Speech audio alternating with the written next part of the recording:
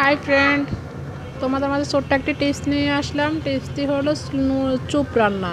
কীভাবে সাধারণভাবে চুপ রান্না করতে হয় তোমরা দেখে নাও। আগে একটা ডিম ভেঙে নিলাম, ডিমটাকে একটু ড্র করে নেব, পাতলা করে ড্র করে নেব। ড্র করে নেওয়ার পর চুলায় ছোট্ট একটা পাতিলের মধ্যে অল্প পরিমাণ একটু পানি বসিয়ে দিলাম। এখান দিয়ে আমি ডিমটা একটু ড্র করে নিই। ড্র করে নিলে পানিটা যখন একটু হালকা কুসুম গরম হবে, পানিটা কুসুম গরম হয়েছে, এখন নুডলসটা একটু ঢেলে দিলাম। হালকা কুসুম গরমে নুডলসটা ঢেলে অনবরত লাড়তে থাকবা। লাড়তে লাড়তে যখন একটু ঘন হয়ে আসবে, ঘন হয়ে আসলে তখন ডিমের মিশ্রণটা ঢেলে দেবে।